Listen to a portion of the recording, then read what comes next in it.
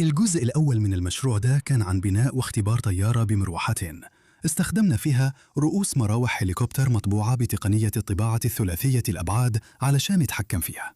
رؤوس المراوح دي كانت بسيطة في التصميم، وكل شفرة كانت راكبة على مفصلة حرة عند محور الدوار، ومع شوية حركات دقيقة من الموتور قدروا يوفروا تحكم كافي علشان يخلي الطيارة تفضل في الجو. بس هي ما طارتش من أول مرة بسبب شوية اهتزازات في الهيكل. بس الموضوع ده اتصلح لما استخدموا دعامة جناح أقوى وغيروا تصميم قواعد الموتور. بعد كده اشتريت الشفرات دي اللي حجمها أكبر شوية وطولها أطول كمان، ومفيش عليها أي علامة تجارية، على أمل إنها تديني قوة دفع أكتر، لأني أول ما نركب جسم الطيارة على الحاجة دي وزنها هيزيد جامد. بس ده رجع الاهتزازات تاني، وأظن إن سبب الاهتزازات دي كان أخطر مما كنت متخيل في الأول. من التصوير البطيء ده باين إن الاهتزازات الصغيرة اللي بتحصل بسبب تأرجح الشفرات بتخلي الإطار ينحني شوية، وده بيرجع يتنقل لرأس الدوار وبيسبب حركات زاوية مجنونة وغير مرغوب فيها للشفرات. الزوايا الشديدة دي في الشفرات بتسبب حمل زيادة على الموتور، وده بيضخم الاهتزاز لدرجة إنه رأس الدوار كلها بتفقد قوة الرفع بسرعة. خد بالك، الاهتزازات دي بتخلي أنبوبة الكربون فايبر اللي قطرها 20 ملي زي المكرونة الاسباجيتي النية، مع إن الأنابيب دي قوية جدا. ممكن أرجع للشفرات القديمة، بس لو تغيير صغير قوي في الشفرات بيعمل فرق كبير بالشكل ده في الأداء. مش عايز أتخيل إيه اللي هيحصل لما أركب جسم الطيارة على الجهاز ده. علشان كده بدأت أصمم رأس روتور هليكوبتر حقيقي فيها سواش بليتس ووصلات. بس وأنا شغال على ده جالي إيميل من المصمم الأصلي لنظام رأس الروتور اللي بيشتغل بمفصل حر. لو ما شفتش الفيديو القديم بتاعي عن الهليكوبتر اللي من غير سواش بليت، الفكرة الأصلية اخترعها واحد اسمه جيمي كجزء من مشروع بحثي في جامعة بنسلفانيا. وحدة التحكم في الموتور بتاعه طوره صاحبه مات من وقتها طور وحدة التحكم في الموتور دي أكتر كجزء من شغله في شركته فيرتك، وهو فعلا صمم نظام رأس دوار خاص به بيشتغل بمفصلة واحدة في النص بدل ما يكون فيه مفصلة لكل شفرة. الميزة الواضحة هنا طبعا إنها أبسط لأن فيها مفصلات أقل في رأس الدوار، لكن الأهم بالنسبة لحالتي أنا بالذات إن كل الشفرات متثبتة مع بعض. خليني أوريك ليه ده مهم. تخيل إن ده هو رأس الدوار، وكل الشفرات الثلاثة متوزعين بالتساوي بفارق 120 درجة. مركز الكتلة المفروض يكون في نص رأس الدوار، يعني كده متوازن تماما. ولما الموتور يبقى عايز يولد تأثير تحكم، يا إما يسرع أو يبطأ عشان يخلي الشفرات تتقدم أو تتأخر. في عالم مثالي رأس الدوار المفروض يفضل متوازن، لأن كل الشفرات هتتحرك بنفس الدرجة. لكن لو في اختلاف بسيط في احتكاك المفصل أو شفرة واحدة بتتعرض لمقاومة أكتر من التانية، ممكن الشفرات تتقدم أو تتأخر بدرجات مختلفة، وده هيحرك مركز الكتلة بعيد عن محور الدوران، وده هيعمل عدم توازن وبالتالي هيسبب اهتزاز. فلو كل الشفرات دي متثبتة مع بعض، المفروض كده الاهتزازات اللي عندي تختفي. ومات كمان قال لي إنه جرب نسخة من راس الدوار دي فيها 3 شفرات ومفصلة مركزية واحدة ونجحت معه، فبالمعلومات دي لازم أبني واحدة بنفسي. راس الدوار دي فيها مفصلة مركزية بزاوية 45 درجة، وده معناه إنه لما الموتور يسرع أو يبطأ، الشفرة اللي على نفس خط المفصلة هيتغير زاوية هجومها، لكن الشفرتين التانيين هيتحركوا لفوق أو لتحت فعلياً. ده بيبان غريب شوية لما بيدور، لأن شفرة واحدة بتفضل محافظة على نفس مستوى الدوران، لكن الشفرتين التانيين بيبان كأنهم بيتبعوا مستوى دوران مختلف. أول ما ركبنا القطعة على طيارة كان واضح إن الاهتزازات اللي كانت موجودة قبل كده اختفت، وده كان مبشر جدا. بس واضح إنه مفيش تحكم كفاية، فالطيارة قدرت تعوم في الهواء لفترة قصيرة بس قبل ما تميل وتقع. بس بعدين مات. وراني راس روتور تانية كان شغال عليها، فيها نفس المفصلة المركزية بزاوية 45 درجة، وكمان مفصلة أفقية تانية، وده معناه إنه راس الروتور تقدر تميل في أي اتجاه تقريباً زي المفصلة الكونية. بس بسبب المفصلة اللي بزاوية 45 درجة لسه ممكن تتحكم فيها بسرعة الموتور علشان توجه دفع الريش، وده كان شيء مدهش بالنسبة لي. إنك لما تضيف شوية مفصلات على راس الروتور تقدر تعمل تأثير توجيه الدفع ده بمجرد تعديل سرعة الموتور. فطبعاً لازم أبني واحد بنفسي.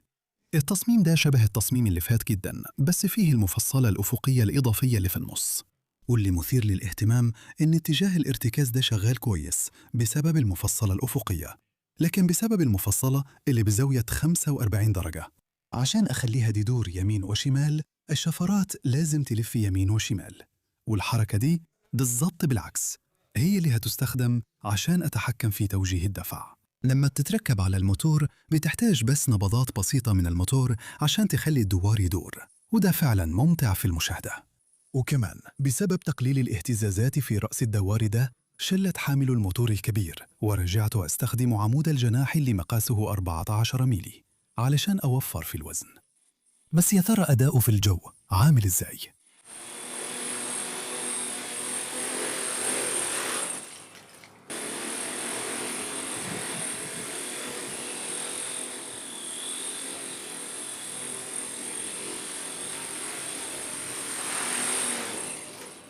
مش قوي. بعد كتير من التعديل والضبط في تثبيت الجيرو الموضوع ما تحسنش قوي. بس بعدين جالي فكرة، إيه رأيك لو طفيت تثبيت الجيرو؟ نظريتي كانت إن استقرار الجيرو في الروتور هيخليه يفضل ثابت في مكانه حتى لو الطيارة بتلف. يعني كده ده بيقاوم تثبيت الجيرو الإلكتروني؟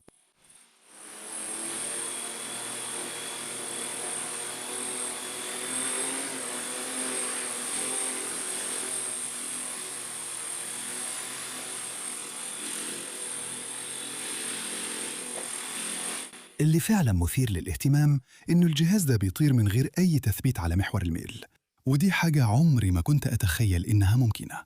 المشكلة الوحيدة إنه بيعتمد بشكل كامل على وضع شفرات الدوار عشان يفضل ثابت. يعني لو هبت ريح خلت الشفرات تغير زاويتها، الطيارة كلها هتتحرك معها. في النهاية لازم أقرر، إحنا بنبني مركبة اختبار غريبة بدوارين ولا بنحاول نبني نموذج مصغر لطائرة V-22 أوسبري؟ ومن عنوان الفيديو ده أظن إنك عارف الإجابة. كنت فعلا نفسي أتمسك بنظام رأس الدوار المفصلي الحر ده، لكن في الحقيقة مش عملي للتطبيق ده. رأس الدوار النهائي كان أقرب حاجة للنجاح، بس عشان هو في الأساس تصميم بيعتمد على توجيه الدفع، ده ممكن يتحقق عن طريق محور محرك بيتحرك بسيرفو. ومحور المحرك اللي بيتحرك بسيرفو ليه ميزة، إنه ممكن يتثبت في مكانه أثناء الطيران للأمام. أنا متأكد إني ممكن أقضي كمان شوية أسابيع أو شهور بحاول أضبط رأس الدوار ده عشان يشتغل زي ما مات من فيرتك عمل في البارك بتاعه، بس كمان حاسس إن ده مجرد إني بجري ورا مغالطة التكلفة الغارقة. فشلت رؤوس الدوار اللي فيها مفصلات، وقررت أستخدم محور محرك بسيط بيتحرك بسيرفو، وده لأن المحاور دي هتتحرك حوالي 20 درجة بس في أي اتجاه. أقدر أستخدم سيرفو صغير بنسبة تروس 3:1، وبعد كده هيبقى فيه سيرفو كبير في نص الهيكل عشان يلف جناح الطيارة كله. فده مش بس أبسط بكتير من ناحية الإلكترونيات، لكن كمان أخف وزن، لأنه محتاج السيرفوهات الصغيرة دي بس عشان تتحكم في وضعية التحويم. وده بيشيل كمان الجناح السميك والسيرفو الميل الكبير اللي كان موجود. ولما الطيارة تتحول للطيران الأمامي، السيرفوهات الصغيرة دي هتثبت الموتورات في وضعية ثابتة، وفعلياً هتشتغل زي مراوح الطيارات العادية. أظن إنه جه الوقت ننتقل لجزء جسم الطيارة في المشروع ده، واللي كنت وريتكم لمحة بسيطة عنه في الفيديو اللي فات. الخطة هي إننا نطبع جسم الطيارة بتقنية الطباعة ثلاثية الأبعاد باستخدام خامة اسمها Lightweight PLA، وكمان شوية طرق تصميم مميزة عشان نوفر في الوزن. الخامة الخفيفة دي بتعمل رغوة لما بنطبعها بالطباعة ثلاثية الأبعاد، ووزنها حوالي 40% بس من وزن الطباعة العادية. بس المشكلة في الخامة دي إن التمدد اللي بيحصل بسبب عملية الرغوة بيسيب وراه شوية بواقي لو فوهة الطابعة اترفعت بعيد عن الجزء. عشان نتجنب ده لازم تصميم النموذج يكون بحيث الطابعة تقدر تطبع الجزء من غير ما ترفع الفوهة. أنا اتكلمت عن الموضوع ده بسرعة في مشروع فيتول اللي فات، وعملت شرح صغير على القناة التانية بتاعتي، بس ده كان لجناح بسيط بس، فازاي هينفع مع حاجة أعقد زي جسم الطيارة ده؟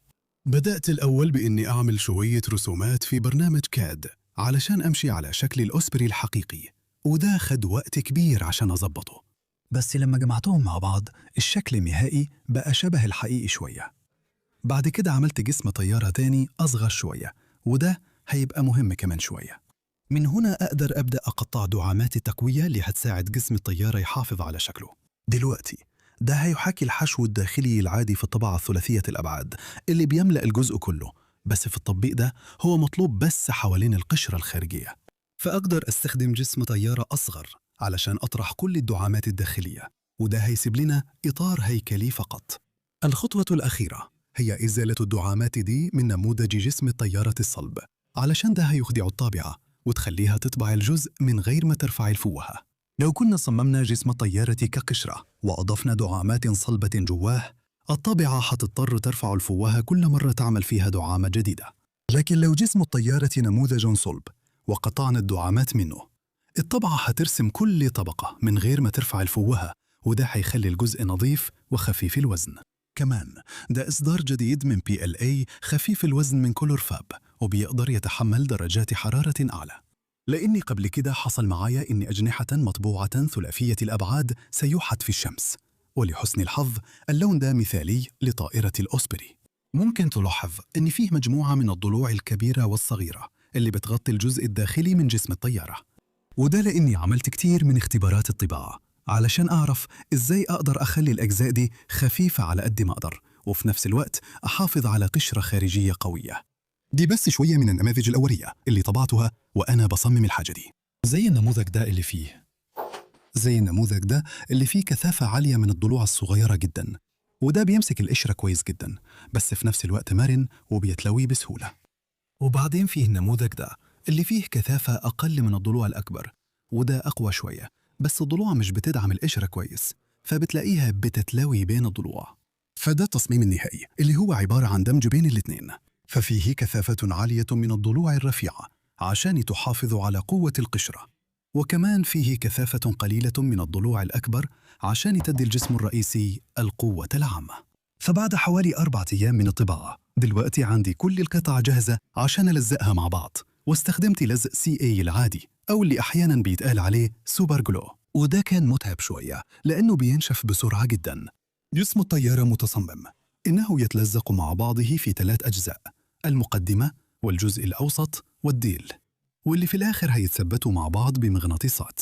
بعد كده محتاج أشيل الدعامة بتاعت الجناح والموتورات من الإطار عشان أركبهم في جسم الطيارة، وده بيتم عن طريق إدخال قواعد الكربون فايبر في السكة دي اللي مطبوعة في التصميم. بعد ما ركبهم محتاج أقطع فتحة في الطباعة في المكان اللي هيتثبت فيه الجناح، لأن الفتحة دي ما كانتش ممكن تتصمم في الموديل، لأني لازم أطبع الجزء ده بوضع الفاز. دلوقتي ممكن أوصل الأسلاك تاني وأركب الدعامة بتاعة الجناح والموتورات على الإطار من جديد، وأقدر أوصل لها من قدام وورا عشان أشد المسامير المطلوبة. بعد كده قدرت أركب جزء الفيل على الزلاجات عشان أشوف هيركب إزاي، وكمان ركبت الجزء الأمامي، وبصراحة كده النموذج بدأ فعلا يبقى شبه النموذج بالحجم الكامل. كل اللي محتاجه شوية مغناطيس عشان يمسك الأجزاء في مكانها. بعد كده طبعت المثبت الأفقي والدفة باستخدام نفس الخامة الخفيفة ونفس طرق التصميم. عشان أعمل المفصلة للدفة اخترت أقطع شرايط صغيرة من ورق مطاط وألزقها في الفتحة اللي اتطبعت قبل كده. كنت متحمس أطبع مفصلة حقيقية ثلاثية الأبعاد لسطح التحكم، بس المفصلة المطاط دي أسهل بكتير في التصنيع ولسه قوية ومرنة في نفس الوقت. بعد كده ممكن ألزق سيرفو المصعد في الجزء السفلي، واللي هيبقى مخفي جوه جسم الطيارة بعد ما يتثبت. بس الأول لازم ألزق الدفات على أطراف المثبت الأفقي. وزي ما ممكن تتخيل الأجزاء دي كمان اتطبعت ثلاثية الأبعاد، ودلوقتي ممكن ألزق مجموعة الفيل كلها على جسم الطيارة.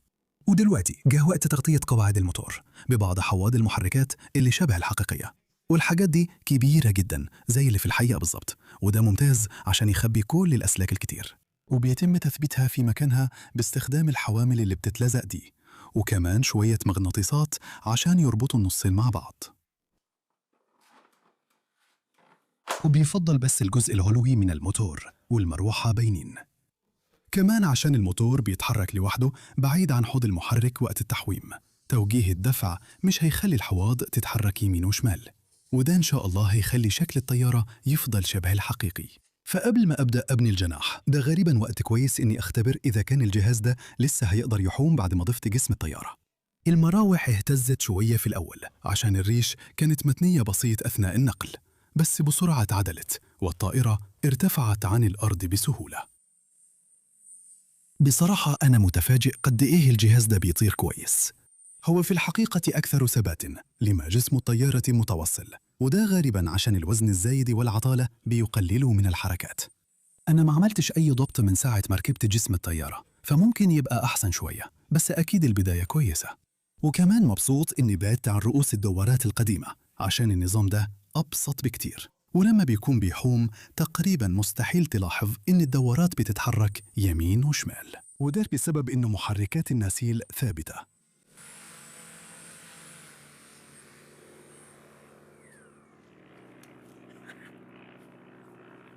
قبل ما نبني الجناح محتاجين طريقة نميل بيها الموتورات عشان الانتقال، لأنهم دلوقتي ثابتين في الوضع الرأسي. فشلت قاعدة تثبيت الجناح الثابتة وبدلتها بقاعدة مطبوعة ثلاثية الأبعاد هتمسك آلية الميلان. اخترت أستخدم نظام تروس بيشتغل بالسيرفو عشان الميلان ده، لأنه محتاج عزم كبير عشان يميل الموتورين في نفس الوقت. فتروس المقلة دي بتدي السيرفو نسبة 3:1، يعني السيرفو بيلف 270 درجة عشان يميل الجناح من الوضع الأفقي للوضع الرأسي. السيرفو اللي استخدمته واحد رخيص لقيته على أمازون، ومصمم لعربيات التحكم عن بعد، وواضح إنه يقدر يرفع 20 كيلوغرام على نصف قطر 1 سنتيمتر، يعني تقريباً 2 نيوتن متر عزم، لكن مع نسبة التروس ده بيتضاعف لتقريباً 6 نيوتن متر. بالنسبة للجناح الهوائي اخترت أستخدم ناكا 6412 لأن شكله كبير كفاية عشان يستوعب عمود الجناح، وكمان هو قادر يطلع معامل رفع عالي قبل ما يحصل انفصال للهواء، لأنه الطيارة دي وزنها بقى تقيل شوية، فاحنا محتاجين أكبر قدر ممكن من الرفع. أول ما أطبعها ثلاثي الأبعاد أقدر أركب سيرفو الجنيح جوا وألزق كل أجزاء الجناح مع بعض. ولسه مهاراتي في اللزق ما تحسنتش، بس إن شاء الله أنظف البواقي بعدين. عشان أثبت الجناح في جسم الطيارة ما كنتش عايز أستخدم لزق، لأني ممكن أحتاج أوصل لآلية الميل أو أي إلكترونيات تانية، فعملت الجزء الأوسط ده اللي بيرتكز ببساطة فوق جسم الطيارة. وبعدين لما بدخل أجزاء الجناح على العارضة بتثبت الجزء الأوسط في مكانه، وزاوية الجناح بتتسند على جسم الطيارة من فوق وهو بيضغط عليه. بعد كده ركبت حواضن المحركات تاني وتأكدت إذا كان ميكانيزم الميلان لسه شغال.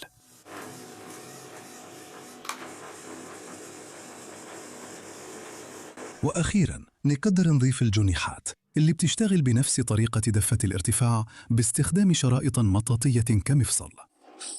دلوقتي جه وقت نشوف إذا كان لسه بيقدر يعلق في الهواء.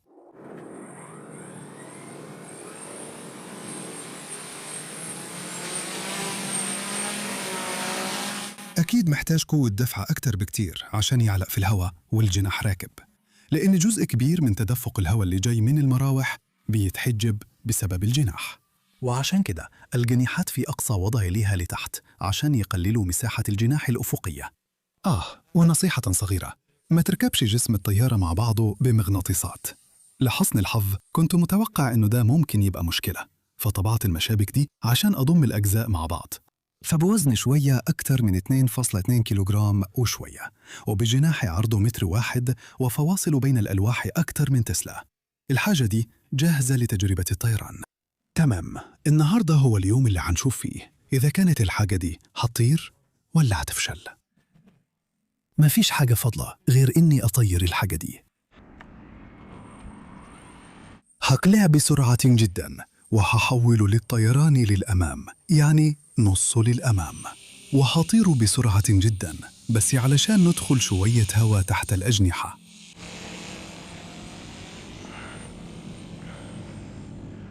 تمام، ده مش وحش خالص. الطيارة ماشية على قدرة أقل بكتير من وقت التحويم. ما كنتش عايز أقعد أطير في مكان واحد كتير علشان البطارية عمرها مش طويل. تمام، ده فعلا ده بيطير بقوة دفع أقل بكتير من التحويم، وده كويس. داخل تاني عشان أعدي. المنظر ده رائع.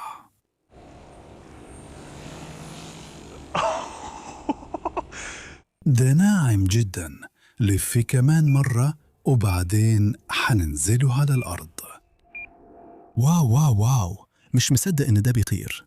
هحطه دلوقتي في لبس كلها لتحت، وبعدين هحوله لوضع الانتقال الكامل. يعني كده هو في وضع التحويم. تمام. لا، كده مش كويس. كده مش كويس. تمام؟ صح. فاللي حصل بيزيكلي لما رجعت الوضع للتحويم، لأنه الموتورز بتتحرك لورا جامد، فجأة الديل بيبقى تقيل جدا. ولما بيبقى كده شوف الموتورز قد إيه قدام. استنى، وضعه الانتقالي نصفي، فالموتورز هناك. وبعدين لما أرجعه لوضع تحويم، فجأة الديل بيبقى تقيل أكتر بكتير، عشان هو بيحرك مركز الكتلة لورا جامد. تمام، غيرت البطارية، جاهز لاختبار طيران رقم 2. يلا نجرب نعمل حركة طيران للأمام هنا.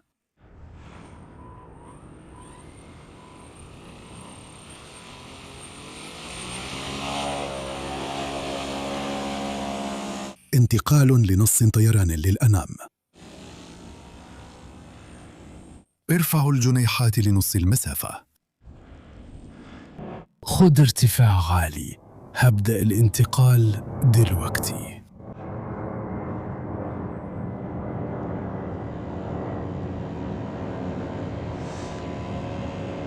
تمام، هو مش عاجبه كده. واو، تمام. ده غالبا صعب جدا يتشافوا على الجو برو، بس أنا كنت دايس بنزين للآخر وما كانش بيطلع خالص. تمام، إحنا عاليين جدا. استعد للتحويل في 3 2 1.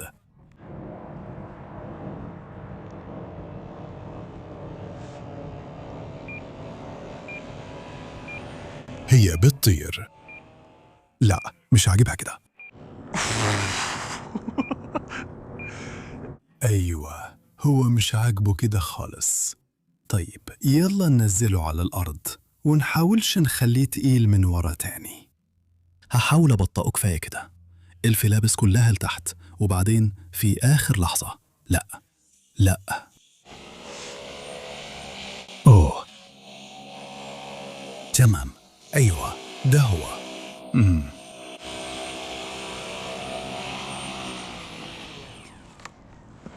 الانتقال ده للرجوع للتحويم سيء جدا، ومش عارف ازاي يتعامل معه.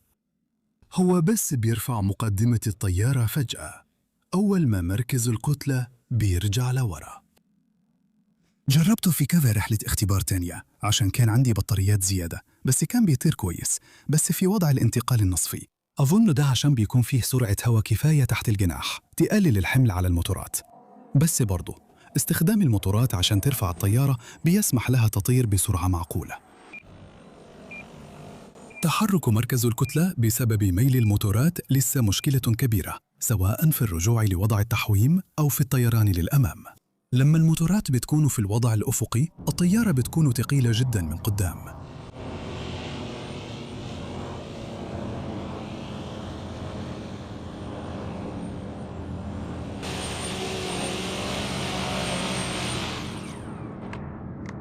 حل بسيط ممكن يكون إضافة ثقل موازن على وحدات الموتور عشان يوازن وزن الموتورات، بس الحاجة دي تقيلة كفاية أصلاً. فأنا شايف إنه حل أحسن هو تصميم نظام لتحريك الوزن ينقل البطارية لقدام وورا حسب وضع الموتور. كمان نفسي أضيف شوية تفاصيل أكتر شبه الحقيقة في التصميم، زي الشبابيك ويمكن كمان معدات الهبوط. بس دلوقتي أظن إني هخلي النموذج ده في الورشة عندي، وأستمتع بالطيران بطراز فيتول عالي الأداء اللي بنيته قبل كده.